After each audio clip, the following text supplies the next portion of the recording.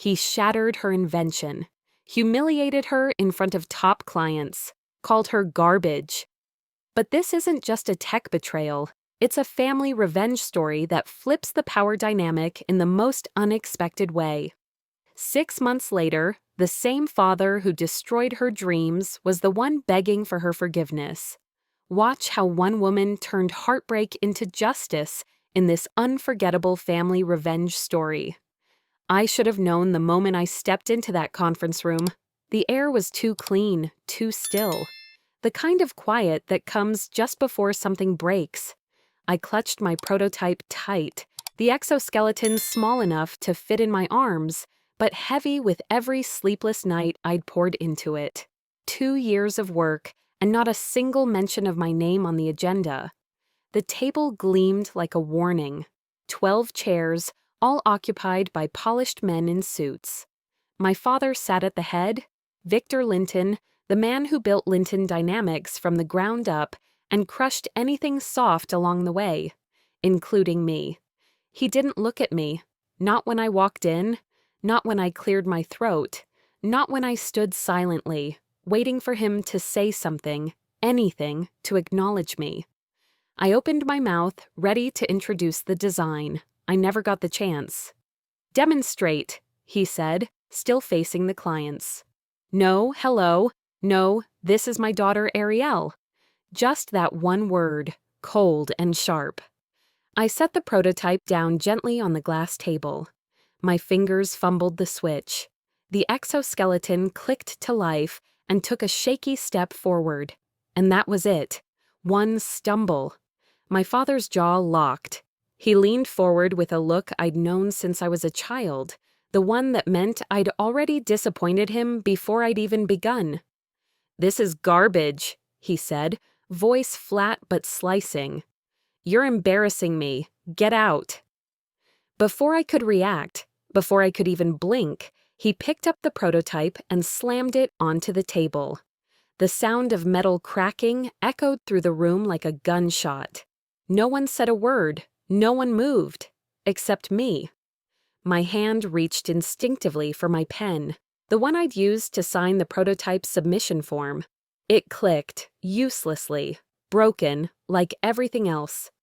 I stood there, motionless, humiliated in front of 12 strangers and the man who was supposed to be proud of me. Damien, my older brother, stared at his phone as if a TikTok video had suddenly become more urgent than blood. One of the clients coughed into his fist. Another glanced at the window. No one looked at me. I bent down slowly and started gathering the pieces.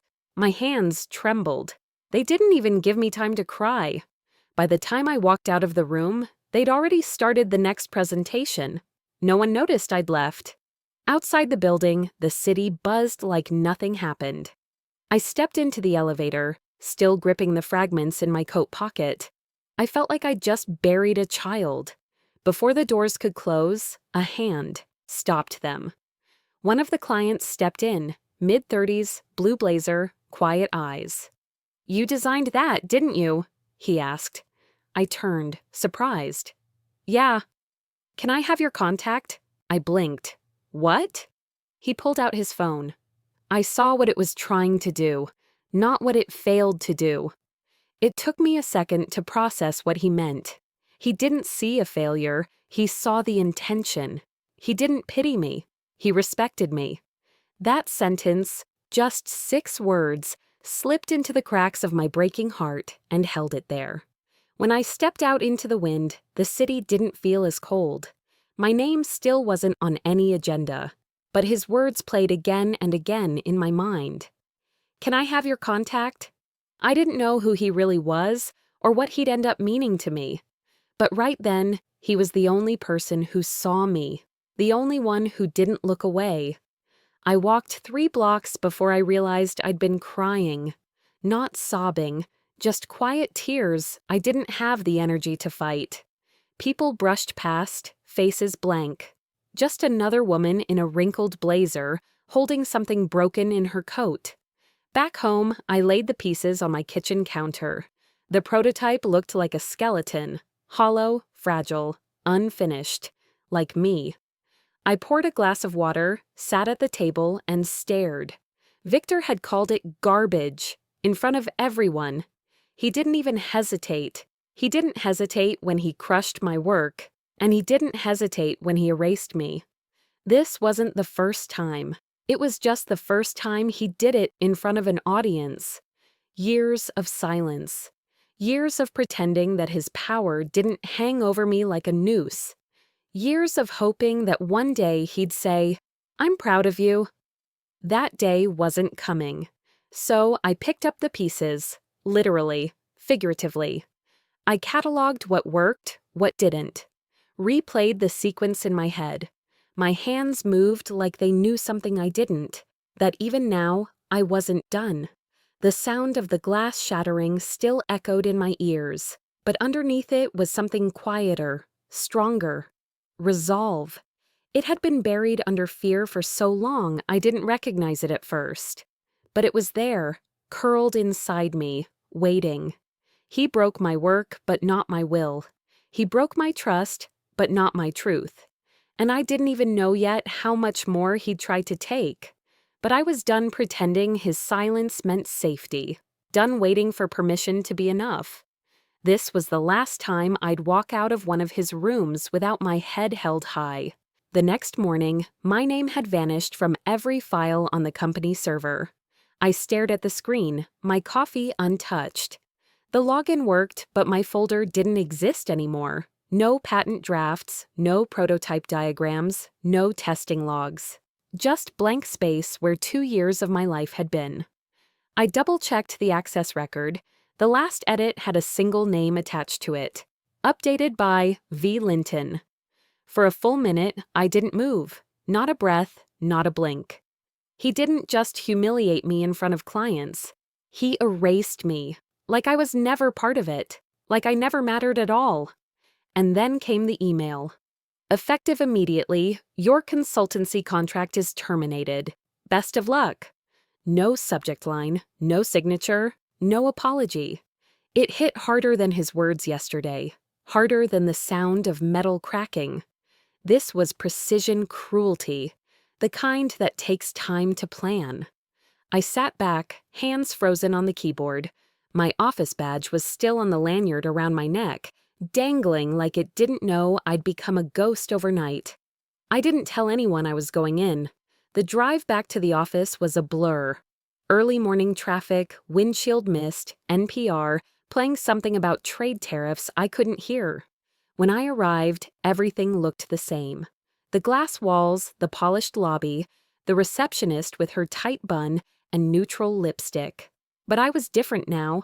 I tapped my badge against the turnstile. A red light blinked. I tried again. Red. A security guard approached. Frank. He'd greeted me every morning for months. "Ms. Linton." His voice dropped. "I've been told you're not allowed inside." He didn't meet my eyes. Just shifted awkwardly, hands on his belt. "Did they say why?" He hesitated. "Just orders." I nodded slowly and turned without another word. On the walk back to my car, I passed the office cafe where I used to grab tea with Damien when we actually spoke, where my father once praised me for a college essay, before he learned I'd written it about my mother's sacrifices instead of his legacy. The building behind me stood tall and clean, but every window felt like a wall. That afternoon, I sat on the edge of my bed, laptop closed, phone face down. The silence filled everything. No messages, no missed calls. I dialed Damien. He answered on the 4th ring. "Hey, I got terminated." He paused. "I heard." "You heard?" I repeated.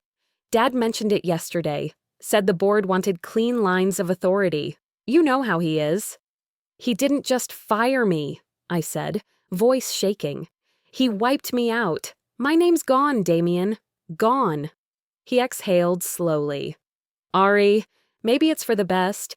The presentation didn't go how you wanted, and Dad's under pressure."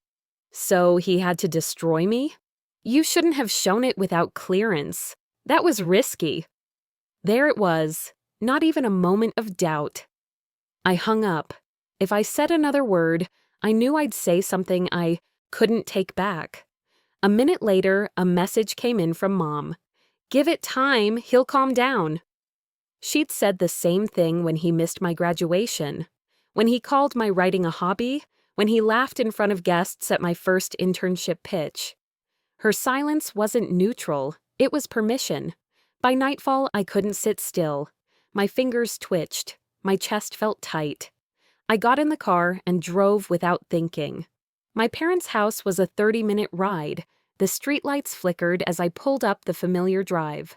The porch light was off. I stood at the front door for a moment, then knocked. Nothing. I knocked again, harder. Finally, my mother's voice came from behind the door. Soft, hesitant. "Not tonight, Ariel. He's upset." I pressed my forehead against the doorframe. Rain had started falling lightly, making the wood damp beneath my hands. I just wanted him to see me. No response, just the sound of the lock clicking shut. I stood there for a long time, long enough for the drizzle to soak my jacket, long enough for the neighbors to pretend they weren't watching. Eventually, I walked back to my car. The windshield was fogged. I slid into the driver's seat and sat in the dark. There was no big fight, no screaming, no slamming doors, just erasure. That's what he did best, make people disappear quietly. I glanced to my right. The prototype fragments were still there, bundled in a sweater on the passenger seat. One piece, a thin circuit board, blinked faintly, a tiny LED catching the light. Still working, still alive. I rested my hand over it, felt the warmth. It was ridiculous, but in that moment, it felt like it was holding on for me. I remembered the man from the meeting, his voice steady, eyes serious. "Can I have your contact?" He hadn't pitied me. He hadn't called it garbage. Maybe that was something. Maybe I didn't need their building, or their blessing, or their silence. Maybe this wasn't the end. I leaned back against the seat, listening to the rain tap softly against the roof. The flickering circuit beside me pulsed like a heartbeat. Tomorrow, I'd figure out what came next. But tonight, I let myself sit with the weight of being erased and the stubborn little spark that refused to die with it. 6 months later, that same client called. And he wasn't just asking about my prototype, he wanted me. The voicemail came in while I was restocking groceries into the tiny fridge of my studio apartment. I stood there, door wide open, carton of almond milk still in my hand, while Elijah Knox's voice filled the room. "Still think about that day, Ariel. Not what your father did, but how you stood there and didn't fall apart. I'm starting something new out here. I want you on board." I didn't return the call right away. I sat with it. Let it echo through me. It wasn't that I didn't want to say yes, it's that I didn't know if I still existed as the person he remembered. But when I finally called him back, all he said was, "Then build your own." Just like that. No pitch deck, no flattery, just belief. Those 3 words, "then build your own," hit deeper than any insult my father ever threw. By the end of that week, I was in Portland. I found a space near the Willamette River. An old garage, probably used for boat repair once upon a time. The roof leaked, the floor was cracked, but there was a workbench in the back corner and enough power to run my tools. That was enough. I spent my mornings at the hardware store, my afternoons scavenging salvage yards, and my nights wiring circuits under a single buzzing bulb. There was no time for self-pity, no time to sit and relive the past. Piece by piece, I rebuilt what he destroyed. The prototype wasn't just about movement anymore. It was about proving I could function without the Linton name. There were nights I wanted to quit. The wiring would short, the motors wouldn't sync. My eyes would blur from staring too long at micro-soldering points. But every time I thought about stopping, I'd reach for the broken pen I'd kept in my toolbox, the one I glued back together weeks after that boardroom ambush. It still wrote, still left a mark. So did I. Elijah stopped by the garage a few times a week. He'd bring takeout or coffee, or sometimes just a chair to sit and watch me work. He didn't offer advice unless I asked. He just believed. "You know," he said one night while I was sketching an updated stabilizer joint, "you're doing more than rebuilding a prototype. You're rebuilding the version of you they tried to bury."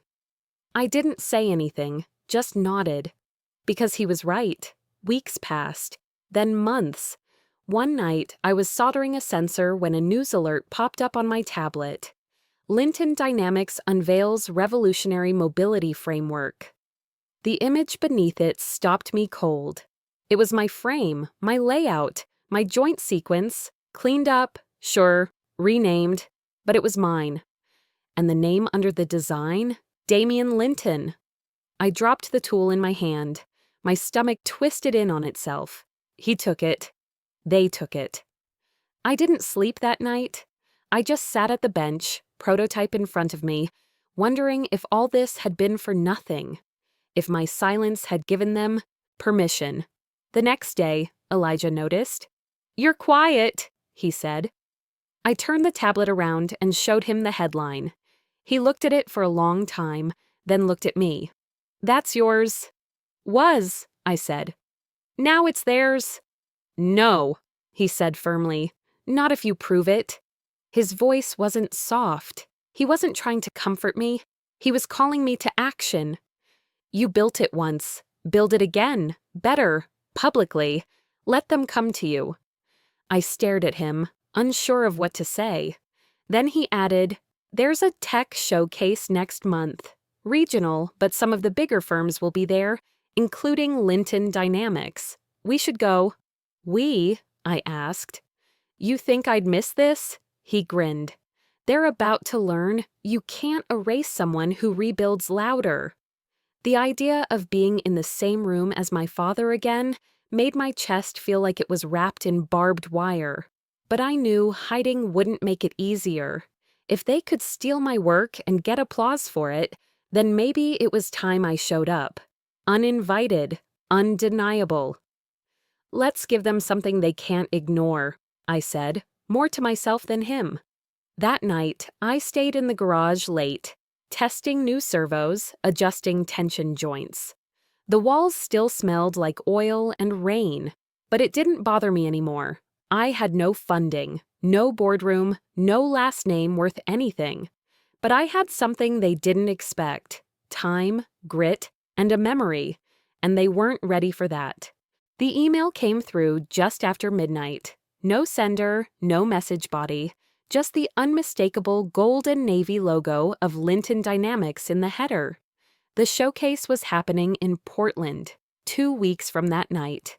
The same city where I had started over, in a garage that still smelled like rust and rain. That logo used to mean legacy. Now it just meant war. Elijah and I arrived early.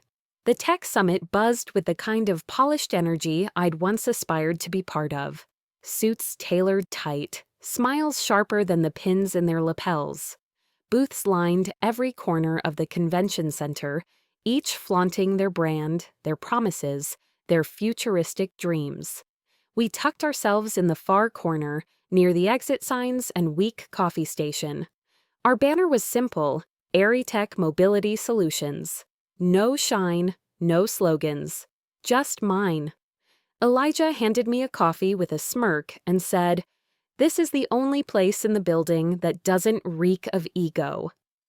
I smiled, but my eyes had already locked on the other side of the room. The Linton Dynamics booth stood in the center like a monument, gold trim, backlit signage, a pedestal display glowing beneath spotlights. My father stood at the center in full control, shoulders squared, jaw set like it always was when cameras were near. And beside him, Damian, my brother, my design. I stared. It was unmistakable. Same adaptive structure, same 3-point stabilization frame, even the tiny silver hinge I had added to solve the torque imbalance in early testing. The only new feature? A small engraving on the support bar, DL Damian Linton. Elijah placed a steadying hand on my back. You knew this was coming. Not like this. A woman approached us, polite smile, clipboard in hand. My father's PR assistant. Mr. Linton sends his regards, she said sweetly. He's thrilled to see his daughter following in his footsteps. I didn't blink. I was under the impression he fired me. She chuckled lightly, as if we were swapping stories at a family dinner. Corporate structures can be fluid. It's all a matter of perspective. She left before I could respond. Elijah shook his head. You all speak the same fluent poison. Then the overhead speaker crackled. Ladies and gentlemen, please take your seats for the Linton Dynamics keynote presentation. I wanted to walk out. I should have. But my legs didn't move. I stayed. My father took the stage like he always did. Measured, powerful, practiced. This year, we're proud to unveil a breakthrough in adaptive mobility. Years of in-house development, careful research, and deep investment have led us to this moment. There was applause. I didn't hear it. He lifted the prototype, my prototype. Now polished, gleaming, dressed up for the spotlight. And as he explained the mechanism, describing innovative micro-adjustment algorithms and breakthrough torque balance, I caught it. The flaw, tiny, invisible to the audience, but I knew the structure inside out. Damien had kept the surface but missed the detail. A hairline misalignment in the hinge. Under strain, it would buckle. Not immediately, but inevitably. Elijah leaned in close. You could say something. Right now, call him out. I looked straight ahead. Not here, not yet. There was no victory in a public screaming match. Not for me, not anymore. I was building something bigger, and quiet power lasts longer than noisy revenge. When the presentation ended, the crowd scattered toward complimentary drinks and networking stations. My father strolled over to our booth like nothing had happened, like the last year didn't exist. He smiled that same tight smile I'd seen 1,000 times before. Still tinkering, Ariel? I met his gaze without flinching. Persistence builds things that last. His jaw ticked, just slightly. Then he walked away, still playing the part. Elijah didn't say a word until he was gone. Then, you know that was a declaration of war, right? Maybe, I said, feeling the adrenaline settle beneath my ribs. But I'm not the one who should be worried. That night, I sat in the garage alone.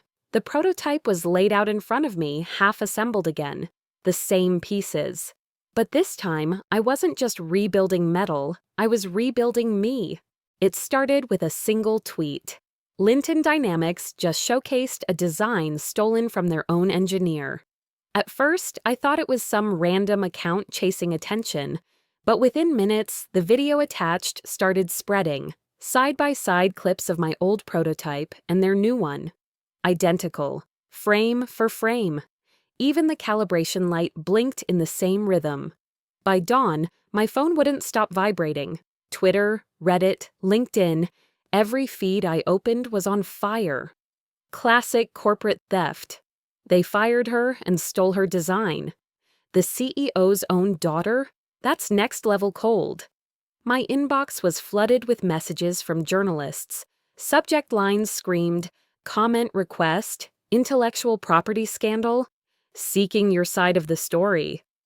I didn't reply to any of them, not because I didn't have words, but because for once, I wasn't the one who started it, and that scared me more than the silence ever did. The first call came from Damien. His voice was sharp, defensive. What did you do, Ari? Nothing, I said. I didn't post it. Well, someone did. Dad's losing it. He's calling an emergency board meeting. He says you've declared war. I almost laughed. I declared war? He erased me, Damien. He stole everything I ever made. I just rebuilt what he tried to bury. That's not war. It's survival. He hesitated. He says, You should release a statement. Say you leaked it. It'll calm things down. So, I lie to protect him again? It's not lying, he said quietly. It's damage control. That word, control, hit like acid. It had followed me my whole life, wrapped in politeness and business suits. Do this for the family. Keep the image clean. Don't make him look bad. I ended the call. Didn't say goodbye. Didn't need to. By the time evening rolled around, I'd shut off my phone, but the world kept getting louder. Every major outlet was picking it up. Headlines screamed about corporate nepotism, stolen patents, a father silencing his daughter, and then silence again. Not the comforting kind, the kind that hums before something breaks. At around 10, I noticed a black SUV parked across the street. Lights on, engine idling. No one got out, no one came in. At first, I told myself it was coincidence. Maybe a neighbor had guests. But 2 hours passed. It didn't move. The headlights pointed straight at my apartment windows. I didn't call anyone, didn't even breathe too loud.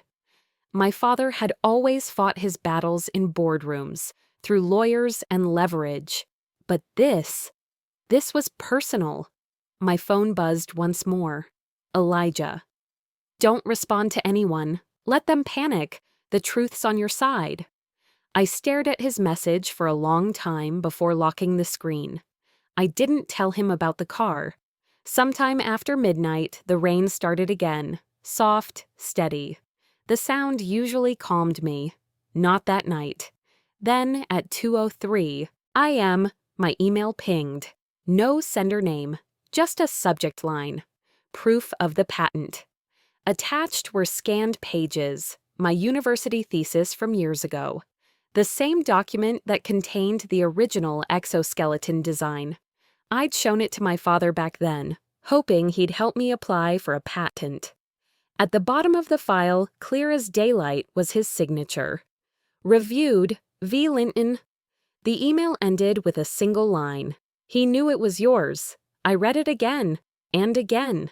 The air felt heavy. He hadn't just erased me. He'd stolen my future. On paper, in ink, with full intent. That was the moment something inside me broke, not the way it did in that conference room months ago. This wasn't humiliation. This was clarity. Every silence, every dismissal, every locked door had led here. The man who taught me to stand tall had built his empire on my shoulders and never planned to let me stand at all. I closed my laptop slowly, my reflection flickering in the dark screen. Outside, the SUV was gone, but I knew better. He was still watching, and I wasn't going to hide anymore. By the time the sky turned from black to that dull gray of early morning, I was done being afraid. I'd sat with my truth long enough. Now it was time to organize it. I drove to a nearby strip mall just as the doors opened, paid cash for a burner phone, then walked across the parking lot to a small electronics store and picked up a used laptop. Back home, I labeled a red folder in block letters, "For the board." It felt strange, almost theatrical. But in a family like mine, with cameras in boardrooms and handshakes that buried knives, drama had always been the language of power. So I spoke it now, clearly and on paper. I hadn't slept. My eyes stung, my fingers were stiff from clenching and unclenching around truth I hadn't yet told. I made a pot of coffee strong enough to strip paint and sat cross-legged on my living room floor with a stack of old drives, notebooks, and a printer humming behind me. Every file mattered. I started with the first sketch, emailed to myself years ago from a campus computer at Stanford. My name was in the metadata, time-stamped, unaltered. Then the patent draft I submitted to HR my first month at Linton Dynamics, before they revised it into a group contribution. I had the original email chain, complete with the auto-reply from their legal team confirming receipt. And then there were the messages, screenshots of Slack threads and archived chats. One from Damien, dated 18 months ago. Make sure we run Aries frame through the new load tests. Not Linton Dynamics frame, not the prototype, Aries frame. I copied everything onto 3 encrypted drives. One I hid in a hollowed-out book on my shelf. Another I packed in a padded envelope and dropped into a mailbox 2 blocks away, addressed to Elijah's co-working space. The third I uploaded to a cloud folder under the name Linton Dynamics Truth. Then I sat back, breathing slow and quiet. It wasn't revenge, it was record-keeping. When Elijah came by later that afternoon, I showed him the red folder. "You sure you want to do this?" he asked. "If he wants to win through silence, let's see what he does with facts," I said. He built his empire on fear. I'm building my case on paper.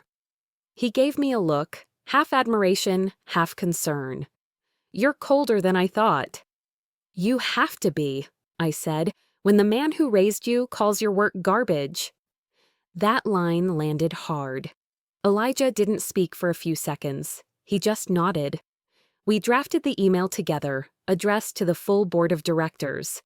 It included a brief professional summary of the evidence, no accusations, just the truth. I stripped all emotion from the language. Subject line, intellectual property misattribution, formal notice. I hovered over the send button for one long moment. Then I clicked. And it was done. By evening, I waited, half expecting a reply within minutes. But my inbox stayed silent. No read receipts, no bounce backs, just nothing. Until my banking app pinged. I glanced at my phone, expecting a routine balance update. Account under review, due to suspicious activity. I blinked. Then another notification followed. Business credit line temporarily frozen. I stared at the screen as a slow, creeping chill settled into my chest. They weren't going to respond. They weren't going to argue. They were going to starve me out. Elijah stood up so fast his chair skidded backward. "He's cutting your lifelines." "Then he's scared," I said. And for the first time in days, I smiled. Not out of joy, but because the silence told me everything I needed to know. My father wasn't untouchable. He was cornered. Still, cornered animals are dangerous. So I moved carefully. The next morning, I called Professor Hadley, my thesis advisor, the first person who ever told me I might build something that mattered. I hadn't spoken to her since before I left Linton Dynamics. When she answered, her voice sounded surprised but warm. "Ariel, are you all right?" "Not exactly," I said, "but I know what I need to do, and I need your help." I explained everything, quickly, factually.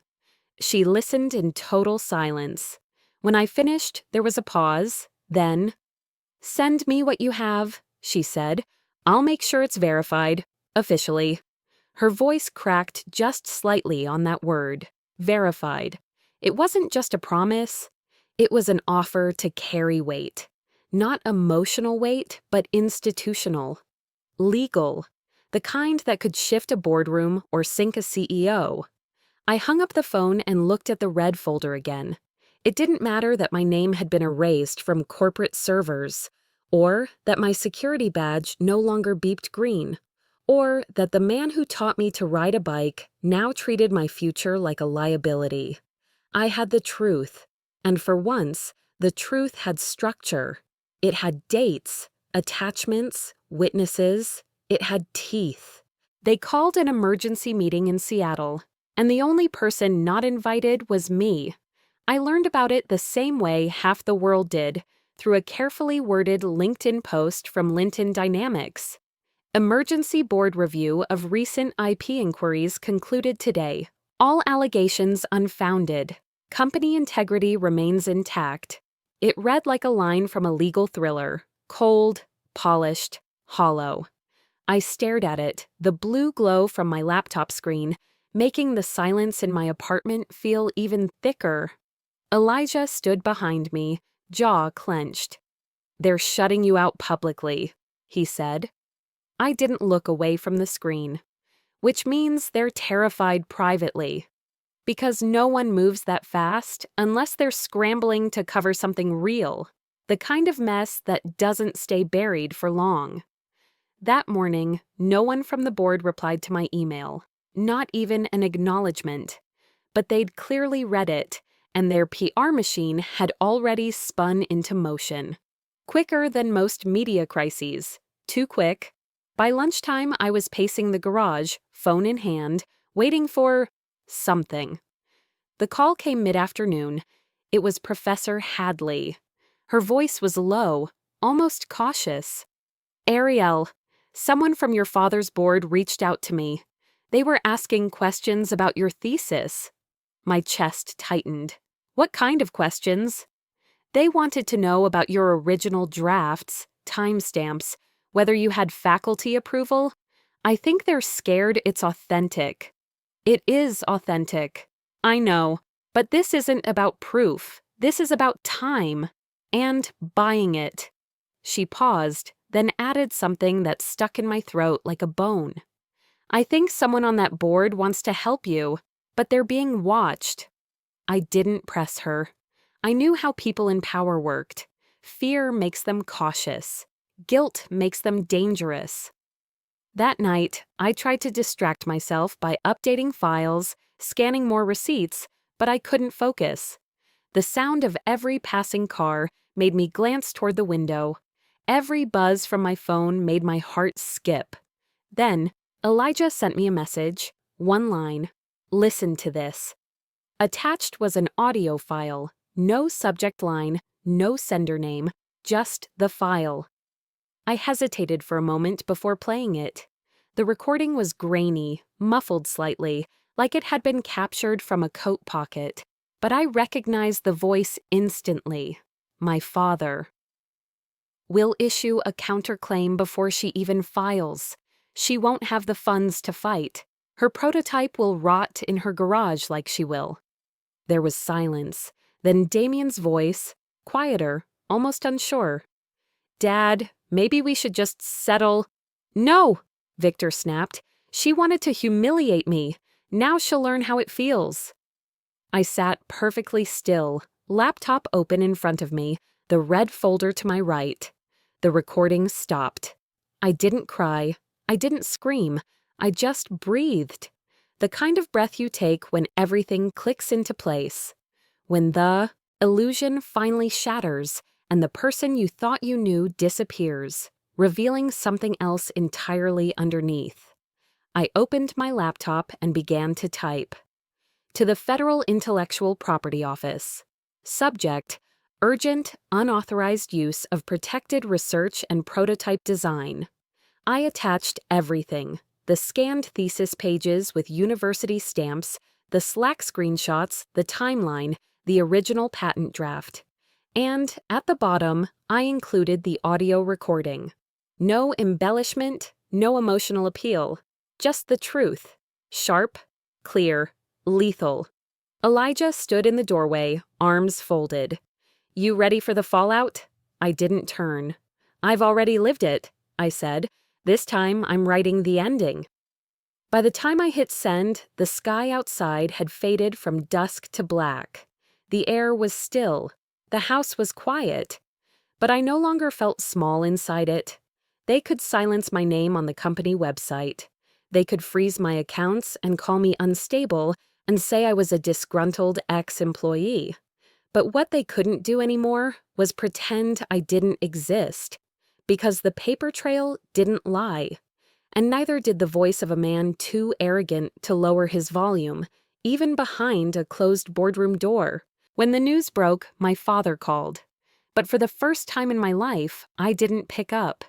His name flashed across my screen, bold, familiar, and irrelevant. I just stared at it until it stopped ringing. By then, every major outlet had the same headline. Whistleblower exposes corporate theft, inside Linton Dynamics.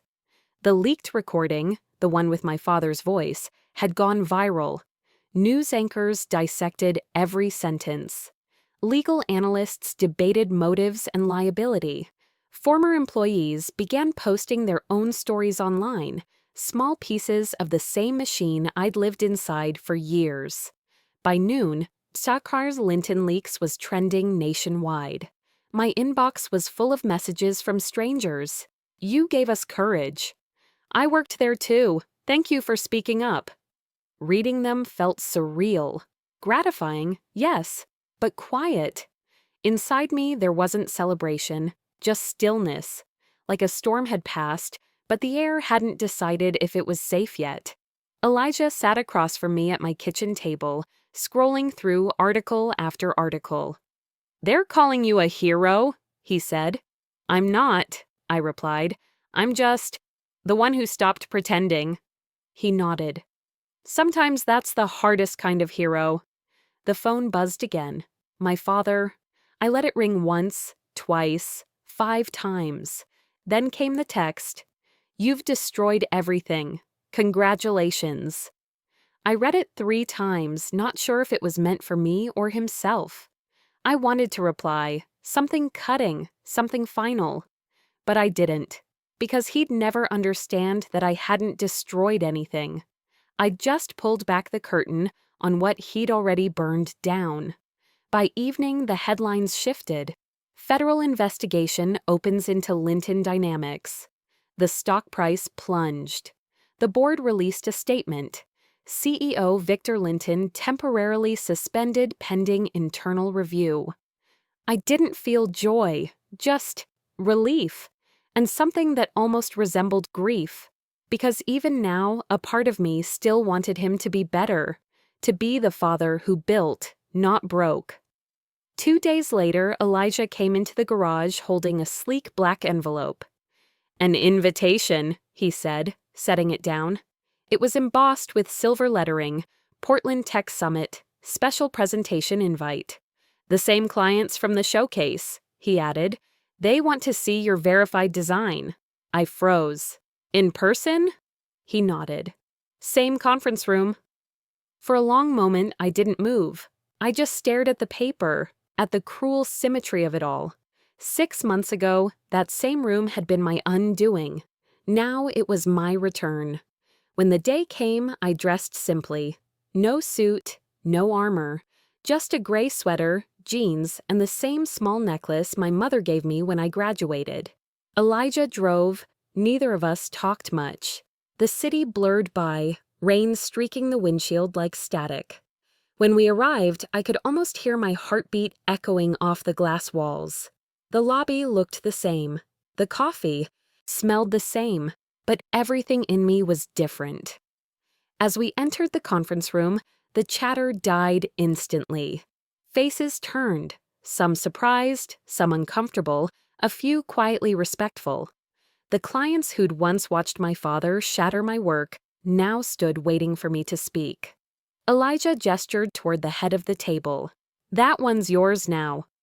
For a second, I hesitated. Then I walked forward and sat down. It felt smaller than I remembered, or maybe I'd just grown. One of the clients, a man with kind eyes I recognized immediately, smiled. "Glad we waited for the real inventor." That time, the applause didn't sting. It didn't fill me with pride, either.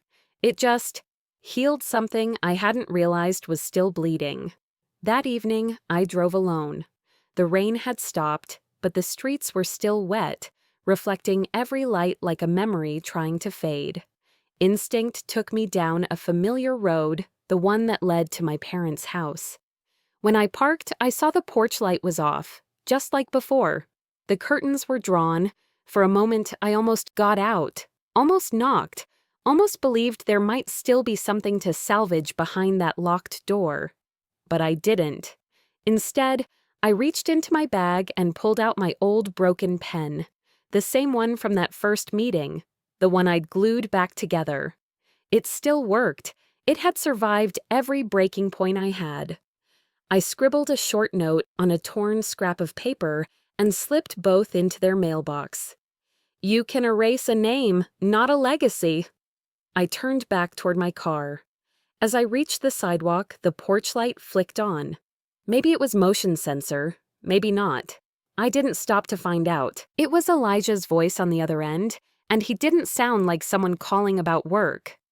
"Ariel," he said quietly, "they've finalized the settlement.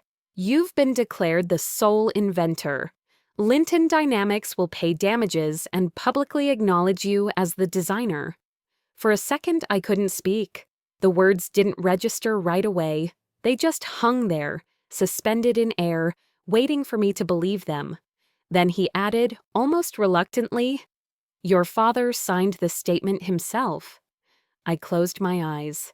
The words settled slowly, like warm water after years of cold. My chest tightened, not from pain but from the strange weight of something ending. Elijah hesitated. "He asked me to tell you he's proud." Proud. That single word broke me more gently than any insult ever had. It was a foreign language coming from a man who'd only ever spoken in commands and corrections. I whispered, "Thank you." It wasn't for Elijah. It wasn't even for my father. It was for me, for surviving long enough to hear it. A week later, I found myself driving toward the corporate headquarters again. Not as an employee, not as a daughter seeking approval, but as the rightful owner of my own creation. The same glass building stood gleaming under the late afternoon light. But it looked smaller now, like a stage I'd already outgrown. Victor was waiting in the lobby, seated in one of those modern white chairs he used to mock as aesthetic nonsense. He looked older, his hair thinner, his shoulders curved inward. His reflection in the glass behind him was a man who had once been untouchable. When he saw me, he stood. "Ariel," he said, voice measured, restrained. "Dad." For a moment, neither of us moved.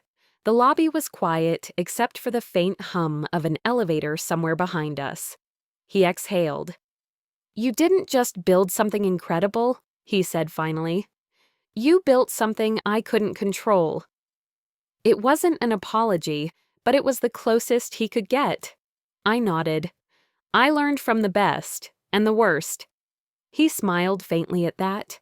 It didn't reach his eyes, but it was something. We stood there in silence, heavy but not hateful. When I turned to leave, he didn't stop me. Outside, the wind carried the faint scent of rain. I paused for a moment on the sidewalk, looking up at the building that had once been the center of my life. Now it was just another address. 6 months later, my startup, Alinea Systems, launched its first product. The press conference was modest compared to the flashy spectacles my father used to throw. A small crowd of investors, a few journalists, and one local news camera. But it was enough. When a reporter raised her hand and asked, "What's the hardest part about building something new?" I didn't have to think. "Knowing when to stop asking for permission," I said. The room went still for a moment, then erupted into applause. It didn't feel like validation this time. It felt like peace. That night, when the celebration ended and the noise faded, I drove home. The city lights reflected off the river like tiny fragments of memory. When I checked the mailbox, there was only one envelope inside, plain, unmarked. I tore it open carefully. Inside was my old broken pen, repaired, the same one I'd left behind on my parents' porch. No note, just the faint trace of my father's cologne. Under the lamp, I could see the thin scar of resin where the crack had been sealed. It wasn't perfect. You could still see the fracture if you looked closely enough. But it worked. So did I. I placed it in the same drawer where I'd kept my first design sketch, closed it gently, and whispered to the quiet room, "This is where the story ends." Some stories end with revenge. Mine ended with silence and a signature.